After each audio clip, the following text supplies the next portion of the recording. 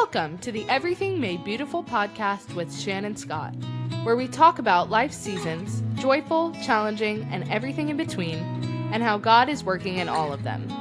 Join us each week for conversations filled with hope, truth, and the encouragement that He is always making everything beautiful. This podcast is sponsored by Kava, helping you take your next step in faith through digital resources that deepen discipleship. Check them out at Kava, QAVA.tv. And now, on with the show.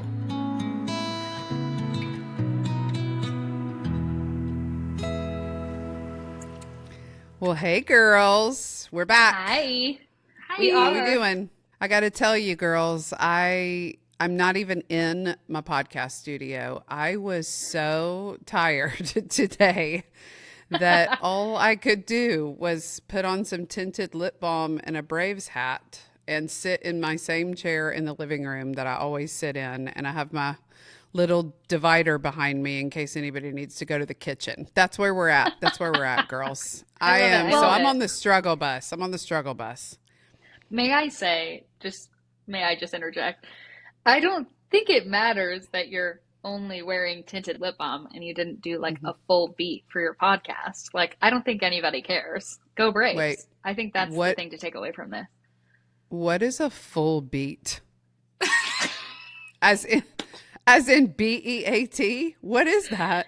Well, It's like a full face of makeup. It's what the kids call a full face of makeup. A full beat?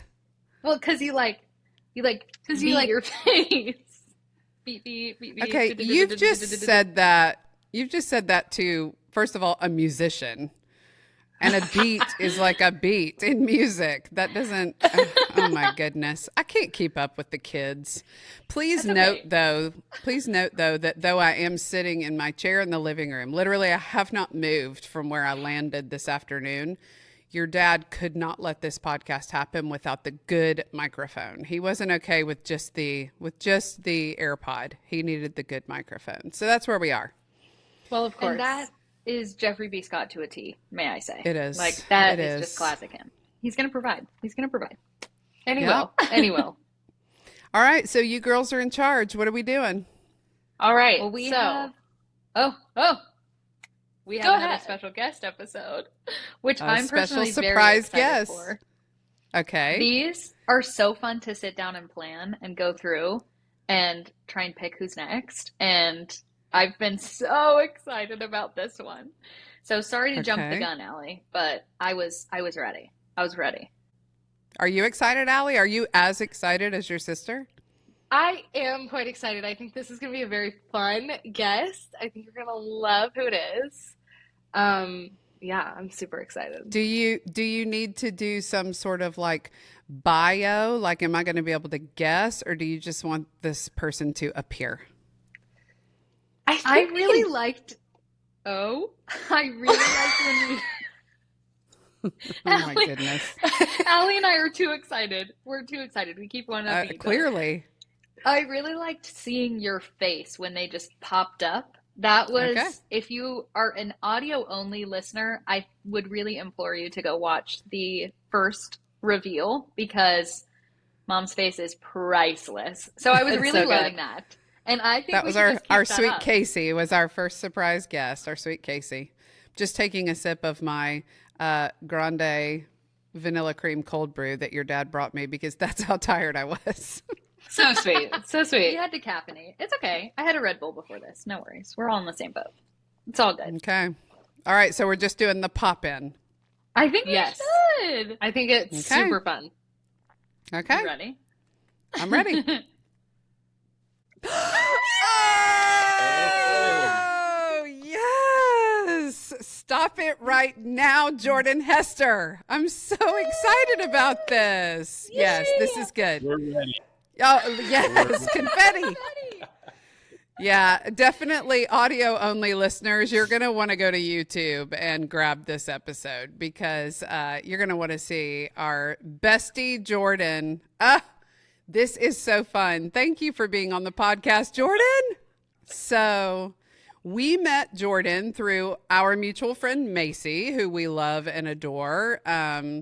I was at an event with Macy and she said, you need to meet my friend Jordan. And we all went to lunch together and ended up spending an afternoon together. And oh my goodness, talk about kindred spirits quickly. I knew why Macy loved you and why she knew I would love you. And you have become such a stalwart in our family. Like, it's like we do things and there are people that we know are going to be there. Macy's one, Casey's one, Jordan's one. And so, thank you so much for the way that you have just grafted right into the Scott family.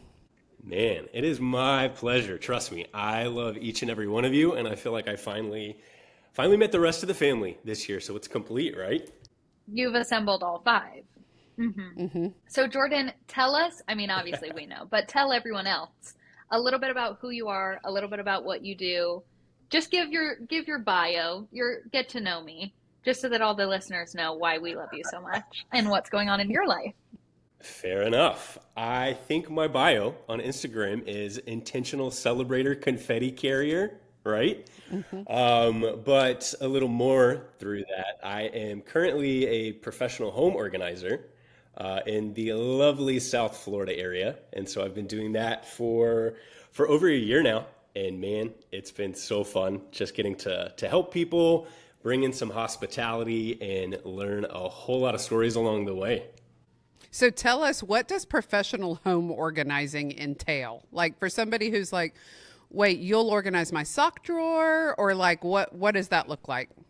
What doesn't it entail is the better question.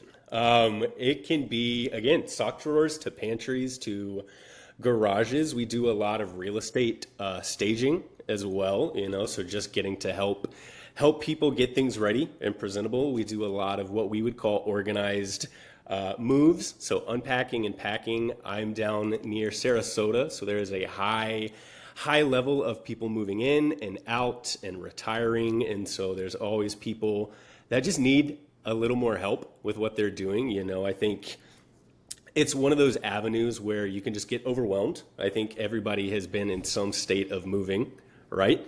And sometimes you just need somebody to come alongside you and go, hey, just make decisions for me. So if somebody is overwhelmed in a move and they're just looking at all of their stuff, how do you balance? Like, I would be going, well, let's just get rid of things. But a lot of times people are attached to their stuff, So how do you balance? Because this definitely speaks to a lot of who you are, which is that you are a celebrator of people. You're an encourager of people. You make people feel safe. How do you help people walk through getting rid of things, or what to keep or what to throw away? Like, what is that process like? Because it isn't just as easy as, well, throw it away if you haven't used it. Right. I wish it was, trust me. I think the biggest thing is asking more questions. You know this better than most. That's something I strive to do in anything. So now that I get paid to ask questions, it's the best. And so really it's trying to slow down and think of the other person more, right? People are inviting us into their homes, into their lives, maybe less than presentable areas of their homes. And so there is a lot of guilt and shame that can be associated with this process. And so I always like to tell people, trust me, we've seen it all. To try to disarm that, because again, we're helping them make these decisions of, I may be downsizing from a really big house to a studio apartment. What do I do? Or we've had clients whose spouses have just passed. And so they're trying to just juggle everything and learning everything on top of having to move. And like their one safe space is kind of being stripped away from them. And so it's a lot of grace and a lot of patience and just trying to soften that load the best that we can. That is so cool. Oh my gosh, that's like the perfect job for you. It's crazy. Literally. How did that start? Like I wouldn't even know to look up how to become a professional home organizer. Like, how did you get that ball rolling? So you said I there's credit a my story mom here for this, to be very honest. I'm like, here's a story. I was just asked this the other day. They're like, so what makes you qualified to be a professional organizer? And I was like, well, here's her name. So it's really something that has just been a passion of mine, is to help create systems, and just presentation is huge. You know, my heart is hospitality and creating spaces that just bring myself peace. You know, I was constantly rearranging my room as a kid, much to my parents, disdain. But just trying to find the best flow, right? And so small things. I made the move to Florida almost 2 years ago, and I did it, as I like to call it, underemployed. I didn't really move with a plan. But I was like, I'm gifted at this, and this. So these are 3 areas I want to consider. And blazing a trail, or 3 trails at that case, just wasn't really it for me. And I was like, there's people that are moving here. There's people with a lot of money here. There's a lot of need. Surely somebody is doing this. I reached out, looked at a few different ones, felt led to this specific one that I work with. Applied, and within like a day or 2, I was being interviewed. And so, yeah, that's the quick story of it. Can people hire you no matter where they live, or are you just local to Sarasota? So we're local to Sarasota, but personally, I've had a few conversations in Georgia with family that's like, hey, we're really ready to fly you back. I have some other friends in other states as well that are wanting to. So I'm open. I'm contract. Why not? Yeah. He said, me personally, I'll fly anywhere. Yes. Please note that I asked that question with Right. significant intent. So I'd love for you to tell us, you and I have several things. You and I have several things in common. One of those things that I'd love to talk about first is that we have both spent a lot of time on a church staff. And so talk to us about what your role on a church staff was and what your experience of being on staff at a local church was. Maybe the great parts and the hard parts. I was going to say, you got to give me some parameters here. Wow. Okay. So the backstory: graduated college with a degree in public relations. Thought I was going to go work at nonprofits, blaze trails for companies like Tom's. Love them. And then shortly after graduating, moved back home and quickly felt, there was more. Kind of went to look at several different churches in the area. Fell in love with one. Got involved with the youth ministry, and by youth I mean young adults. Right, of course. And quickly just kind of felt like the Lord was doing this pulling, and didn't know what that looked like. But now looking back, that was kind of my call to ministry, right? To full-time, within the walls ministry, as I call it. And so to start with, I was hired as a communications director. And so they kind of created this position that took my degree and just my desire. And I was like, man, I have made it at the age of 23. Like, this is it, right? 2.5 years. It was really rough. Just the learning curve and just different personalities, expectations. Empathy is a very big gift to carry, especially in a large church staff, right? And so the entire duration went from like communications director to Atlanta campus coordinator, connections director, guest services, and then I bookended as the director of communications over all 4 of our locations. So that was kind of my, okay, we're done with this. You've been released. Yeah. You've been released. That is wild. That's a wild, trajectory. Oh my gosh. Whew. Well, and that's how it tends to go, is like you start as one thing and then you travel through all the different and in the positive aspect of it, you're able to meet a lot of different needs along the way. And that's one of the ways, especially when you're young, that you find really your passion and kind of what God's made you for specifically. But also, that's also one of the drawbacks sometimes of full-time ministry, is it's like you are all things to all people and you get to do everything as well. But it does not surprise me at all that you were a communications and hospitality person. Yeah, you know, it worked, and I think to even what you were saying, I started out in communications, you know, and then there was kind of a rocky twist of events, if you will, and I was kind of sent to our church merge, and that kind of felt like my desert season. You know, I was like, "What do you mean? You've stripped me of this title. You've stripped me of this responsibility and this beautiful gift of me making it, you know, and you're kind of sending me to this less than ideal situation, which turned out to be, gosh, my favorite season, the best people, the biggest challenges, but also the biggest rewards. So, Wow. Isn't it funny how that works? You're like, what the heck? And then you're like, wait, this is actually amazing. Oh, I think we're that's still so learning funny. that. We're still learning that. Well, yeah, yeah. And that's okay. That all comes with time. It's fine. It's fine.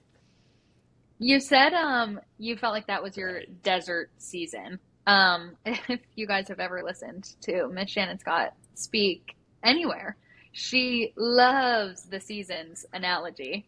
And I think it works so well. I think it's so practical and so easily applicable to so many people.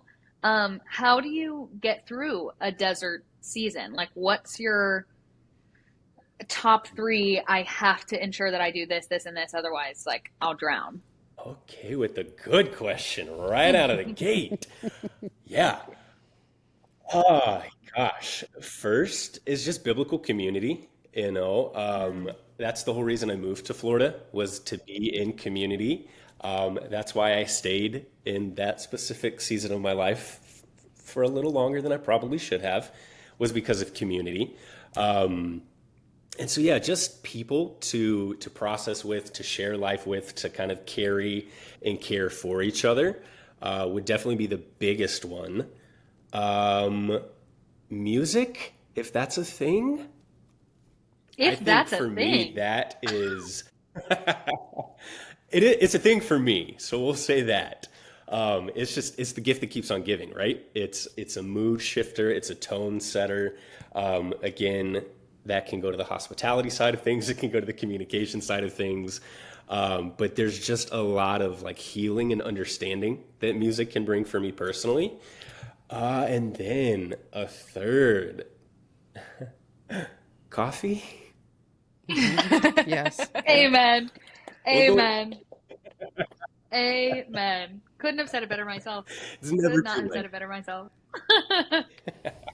What is like one like challenge that you've had like in all of the different seasons and parts of your life and things that you've done? What's like the one big one that like kind of shifted the trajectory of your life and kind of changed you and like grew you as a person? Yeah. Ooh, that's great too, man. I would say the most recent and probably the most impactful would be when, to quote our dear friend Shannon, when my dad moved to heaven. So he passed in 2020. So we're coming up on 5 years. And that just shifted really everything for me from, he was diagnosed in 2019. I felt this stirring to leave my job in ministry. And then tiny little thing happened. The world shut down on top of everything else. I turned 30. So if you're wondering if quarter life crises are a thing, they are in fact. And so, yeah, that really, it really did me in, because I was like, okay, I've left 6.5 years of life behind me without a real full goal. I just know this isn't for me right now, and I feel that release. Um, and so moving into that, I had moved back in to help take care of my dad, and I had 16 wonderful months that I could not trade for anything. Um, and just during that time, seeing the strongest man that I knew get ready to make that transition, like it shifted a lot of things in me, obviously. But I would say one was just work ethic in general. My dad worked at Chick-fil-A corporate for his entire career, practically like 34 years. And so I'm already past that, in my however many jobs I've had in my short little life. But like just seeing, this legend, this giant retire and then within a year be diagnosed and pass, like life is so much more than your job title. It's so much more than the work you do. Yes, it's important, but it is a vehicle in which your purpose is accomplished, right? Yeah. Yeah. Yeah.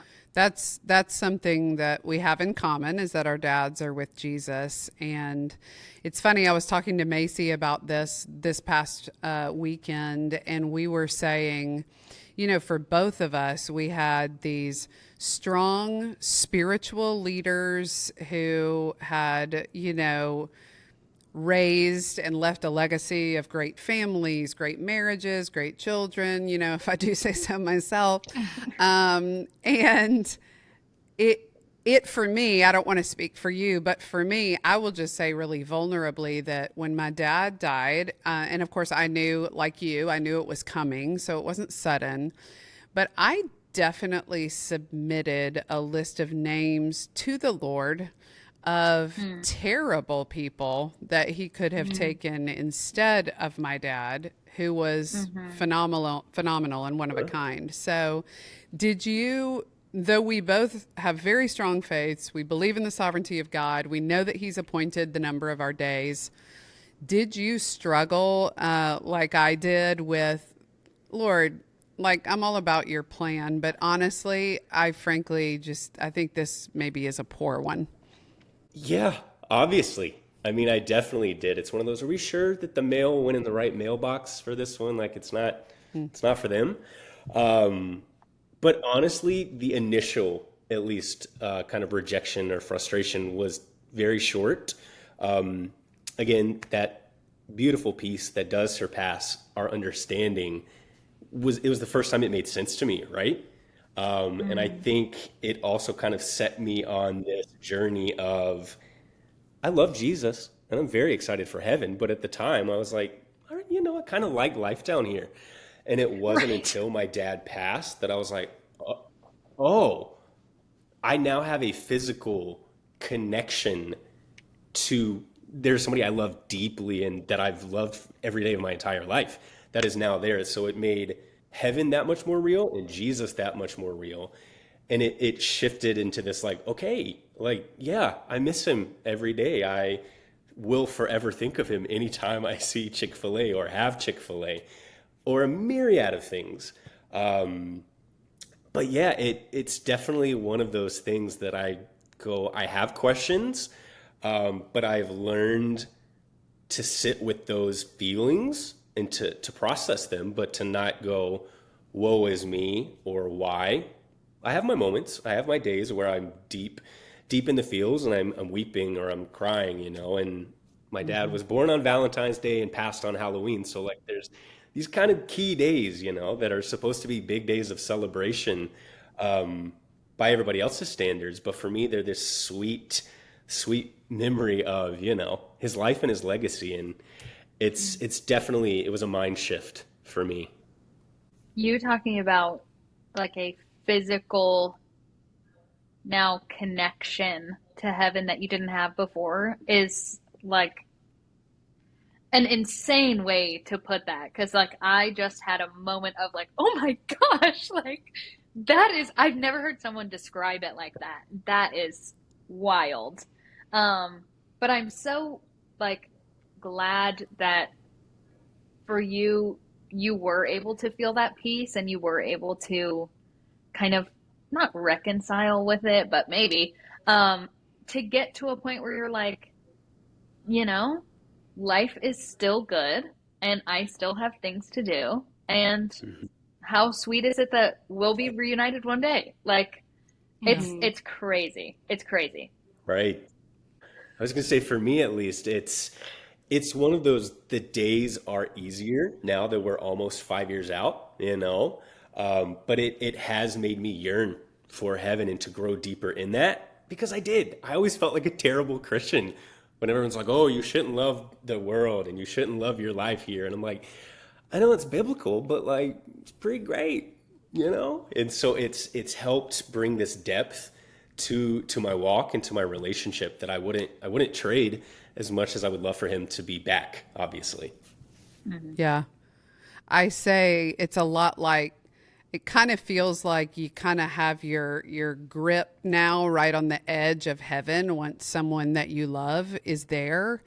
A lot of people describe it as like the veil is a little bit thinner between here and eternity when someone that you're so connected to and love so much is there.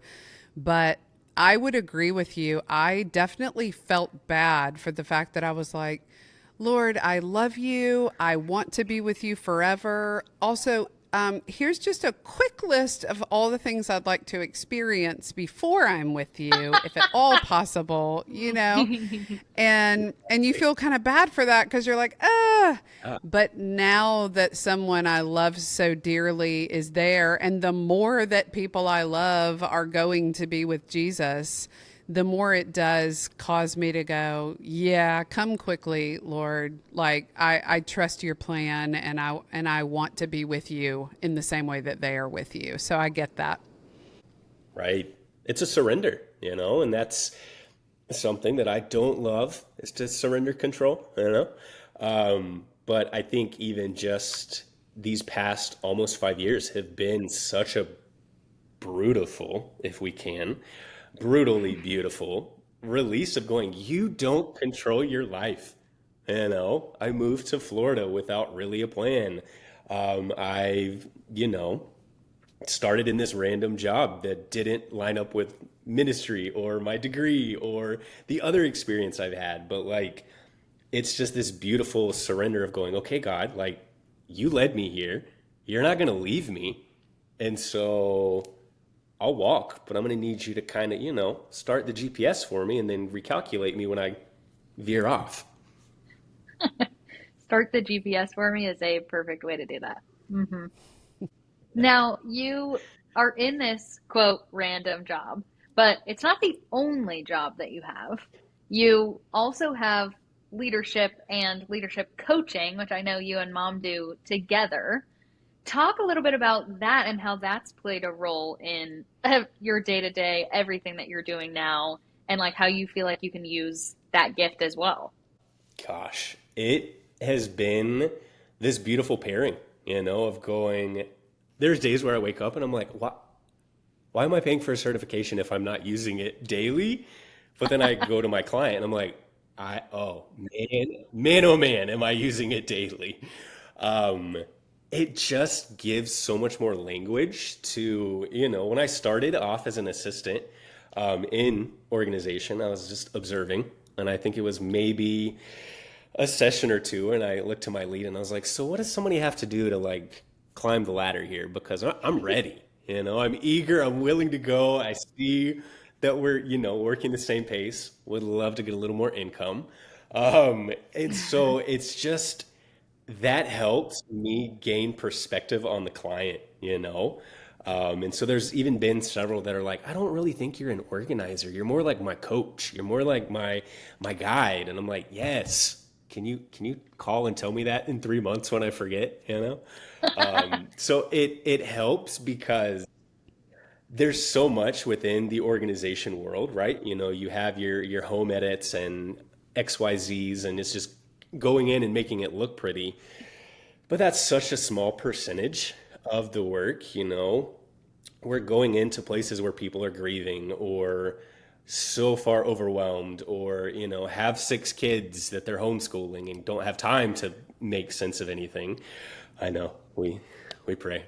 And so the coaching does just give me that pause, you know, to go, hey, don't just show up. Don't just clock in and like make things look good.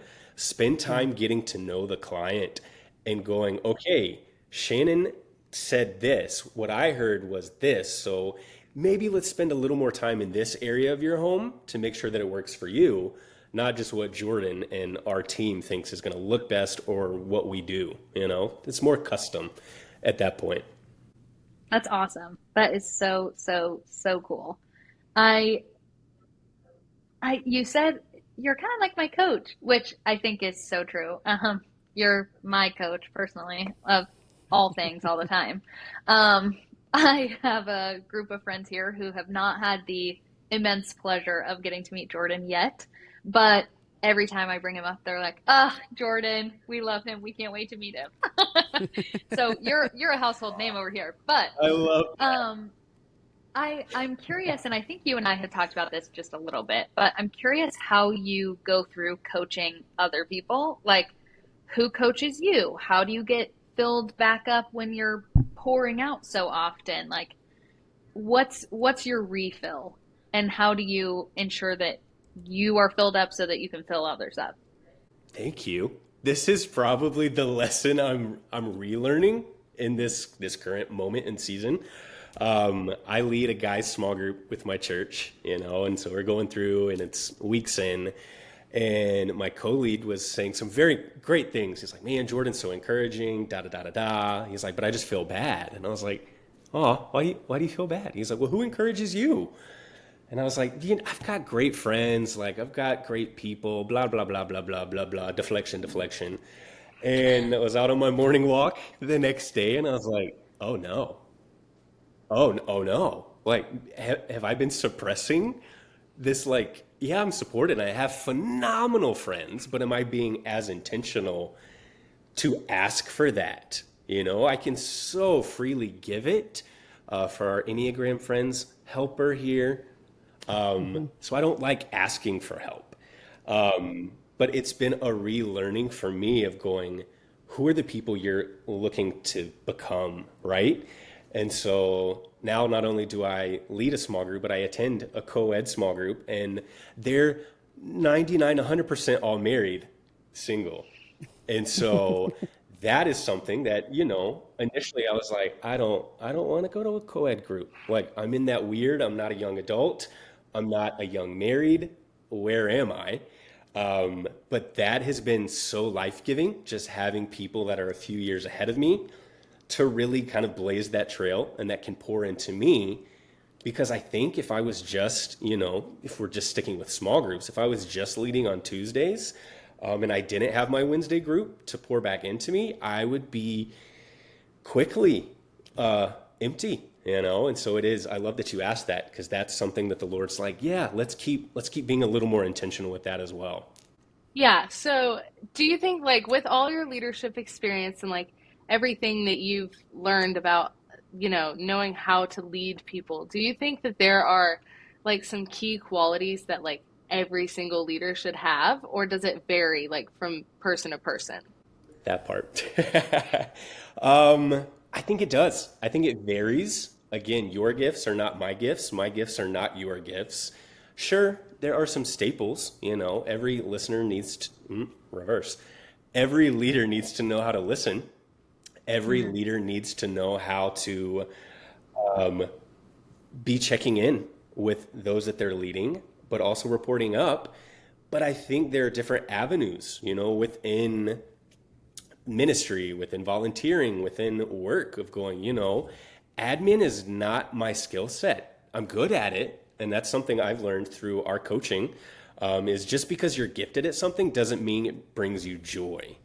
And so that is something that admin role specifically details, like planning, please don't.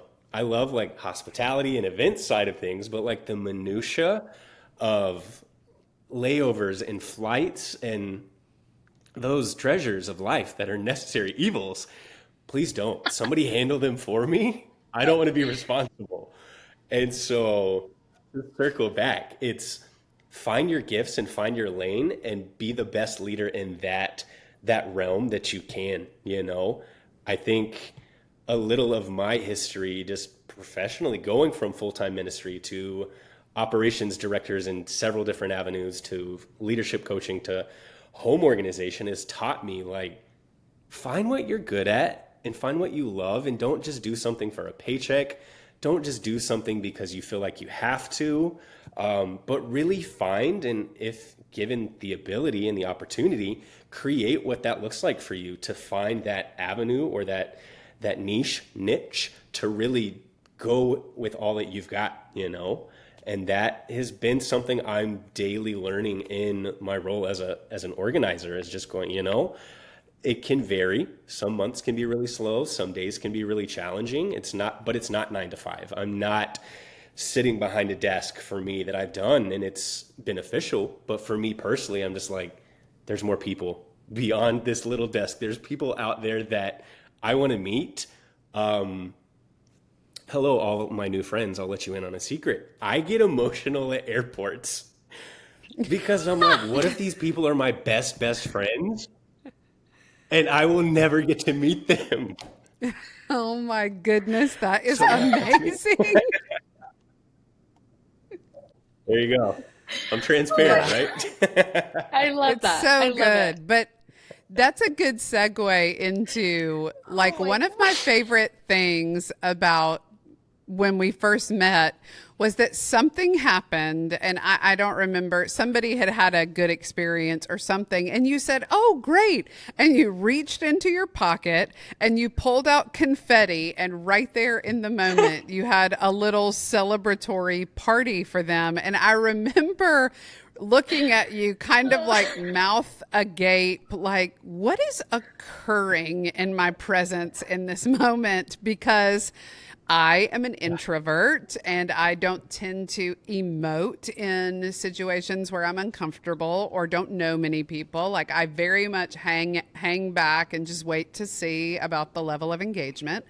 And you just had a flat out party. And so for those of you who did not see when Jordan came onto the podcast today, he threw confetti. And so one of your hallmarks as a person is, yep, there's some more, is that you almost always have confetti on you. So talk to us about why this is so great. And I want people to hear this because we, all three of us, me, Maggie, and Ali, have been beneficiaries of this gift that God has given you of seeing and celebrating others. So talk to us about how that idea started and why you do it. And what are some of the situations where you've been able to do that and the impact that it's made? Well, first, thank you for that celebration. Gosh. I think I have to give credit to Bob Goff, right? I mean, he's all about love does, everybody always. I think his was bubbles and balloons, maybe, kind of his things. And I want to say specifically after Dad passed, it just kind of became this thing. I had these little Target confetti poppers and I just kept setting them off in my passenger seat. And so my passenger seat floorboard was like covered with gold and white confetti, and I just left it there and it started to accumulate. And I was like, I'm about to go to a really important meeting. God forbid he wants to get in my car, like this, CEO of this billion-dollar company. What if he gets in my car and I have like a confetti floorboard, Spoiler, he did not. But it just became this thing of like, it brings me joy. And it gives me an opportunity to maybe twist and kind of salvage the uncomfortable. I literally have, because you're awesome, my bag right here. Keep it in my bag at all times if I can. Because you just never know. Like, I have been called, an eternal optimist or all the other, even the negative sides of that. But for me, it's genuinely just how I'm wired of going, okay, but what can we celebrate in this? And I've had friends in the past where I was like, ooh, your spouse is a little challenging. And the Lord was like, hey, but if you're going to love them, you have to love their spouse. And he taught me this lesson of just going, find something to celebrate. Yeah. It doesn't make them any less negative or pessimistic or whatever that attribute may be, but it shifts your focus of going, but man, you are a great mom or you are a great hostess. And so I think just that emulated with the like, let's make an impact. Let's leave the world a little better and more colorful than you found it. Why not? And so if you ever come to my house, there's a whole little shelf of confetti in neatly organized jars for different situations, The neatly organized jars really did it for me. That's amazing. Yes. I'm obsessed. It's a true gift. That is I'm unaccustomed to being celebrated randomly the way that you do so well. And it is definitely an infusion of joy. And you don't miss anything, and you don't miss an opportunity to celebrate well. I want to be like respectful in saying this and asking this, but I will say that as a parent, before I ask this, it has been such a joy for me and for Jeff to have other people who are speaking into the lives of our kids, who are saying the same things we're saying. We talked about this with Casey, who you know and love. We have said this a million times about Macy, that Caleb. There are just all kinds of people that God has brought around our family who pour into the lives of our kids, and you are one of them. And you specifically have walked really closely and carefully with Maggie through her recent breakup. And I just want to say, as a parent, what that means to me and to Maggie's dad, to know that there's someone else who knows and loves Jesus and who is constantly pointing her toward what's true.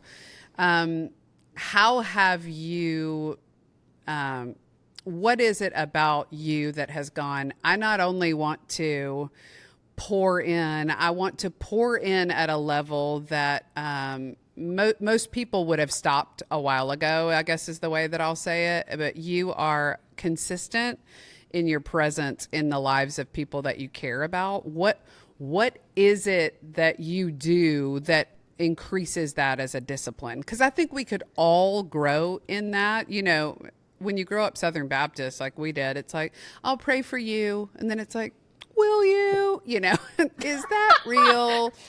And so I sometimes have to, I sometimes have to be like, remind me at 3:00 tomorrow to pray for so-and-so, remind me to text so-and-so, just like getting Siri to help me kind of. What have you done to cultivate that ministry of presence in the lives of people? Man, ministry of presence. That's wow. That's my takeaway. Well, for one, I think you hit one of the nails on the head. Like Siri is your best friend. I used to feel a little gross about being like, hey Siri, remind me to text so-and-so, or hey Siri, remind me to call, blah, blah, blah. But again, we only have so much capacity, right? And the days are getting quicker and shorter, and best of intentions. I mean, to tell on myself, I saw Maggie in person, saw her face, talked to her for 45 minutes on a pretty significant day in her life, aka her birthday, and did not realize it until I was back home, mortified. I was mortified. And so she was so gracious, but I was like, I talked to you for 45 minutes. What do you mean? Not a big deal at all. Not a big deal at all. At all. He texted me in all caps my full name and was like, how dare you let me speak to you for almost an hour and not mention it? Yeah.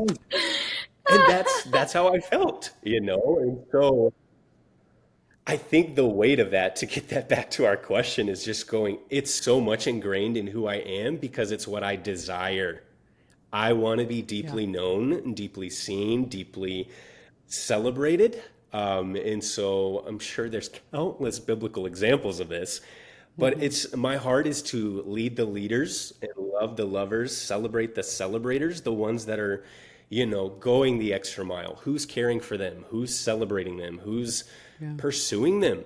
And so that it feels like a smaller margin, you know, because as leaders, we do tend to have to rise above and to pour out more, to go extra, do this further, which is all great and a part of leadership, right? But that is just something that the Lord has given me eyes to see.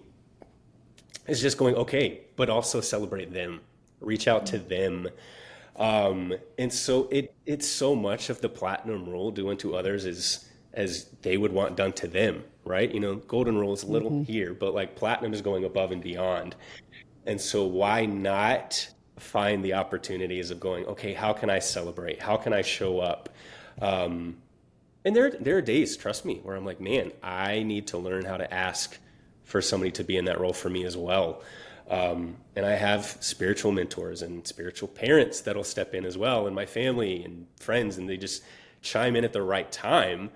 But it's just this desire to see more celebration, to see people at their best, because life is hard. Life is full of so much fighting for our attention.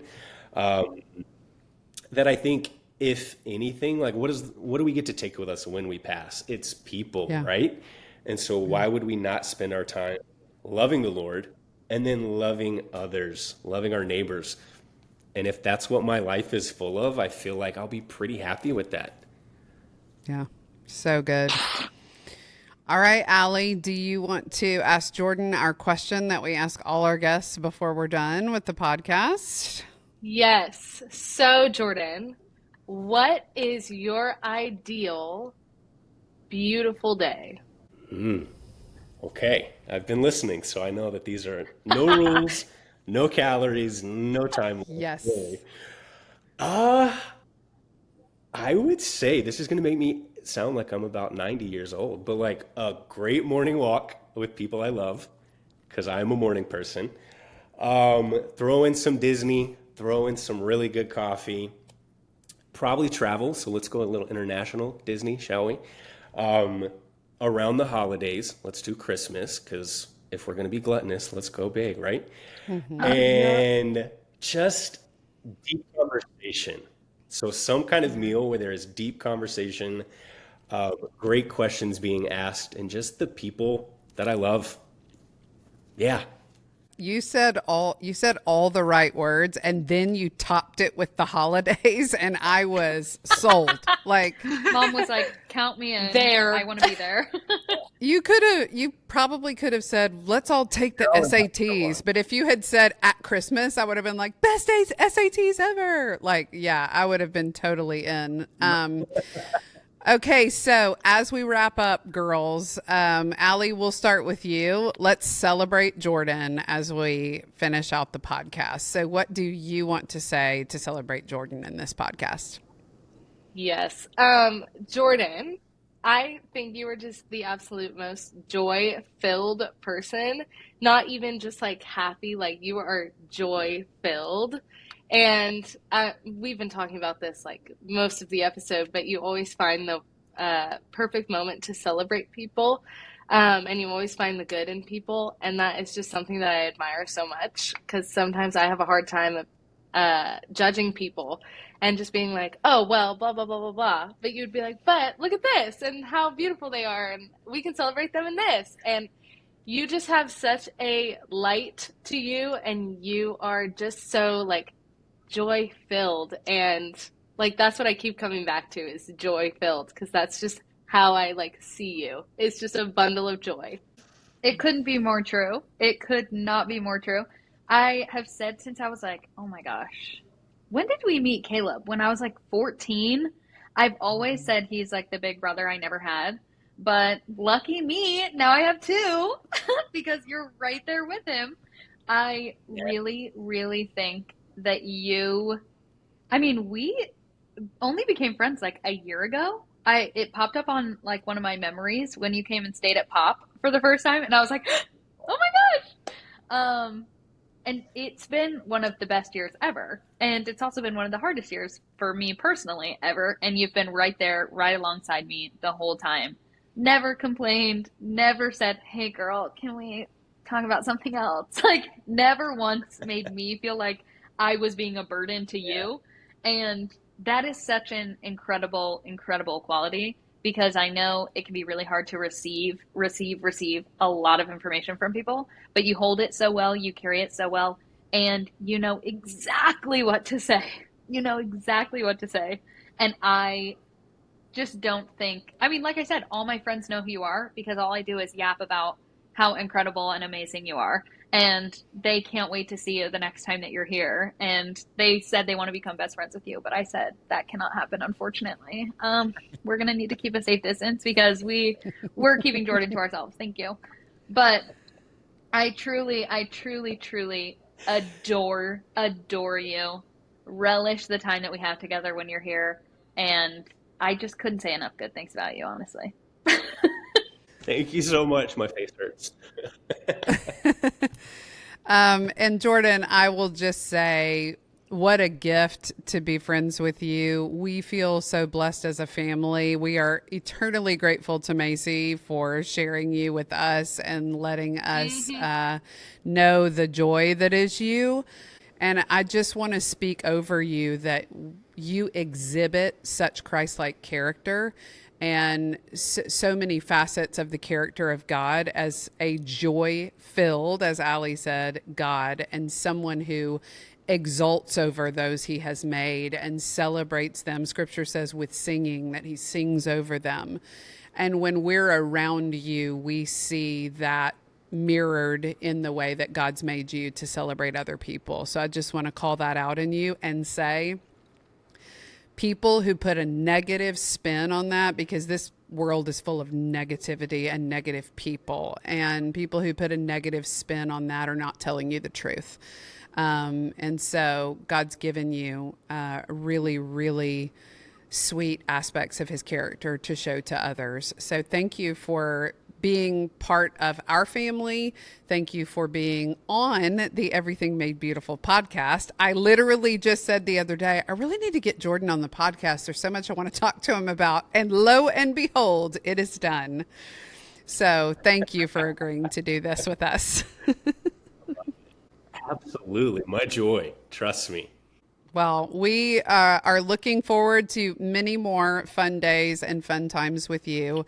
And I'm so grateful that we got to introduce you to our podcast family. And for those of you listening and watching, thank you for joining us. Thank you for meeting another one of our near and dears in the Scott family. And don't forget to be on the lookout all around you for the ways that God is making everything beautiful, including you. And if you get an opportunity, maybe put some confetti in your pocket and throw it at the next opportunity to celebrate someone. I guarantee you it will make their day. We will see you next time. Bye-bye. Thank you for joining us for Everything Made Beautiful. We're grateful for your willingness to tune in. Don't forget to subscribe, leave a review, and share today's episode. For more from Shannon, including articles, resources, and upcoming events, visit shannonsuzannescott.com. We'll see you next time.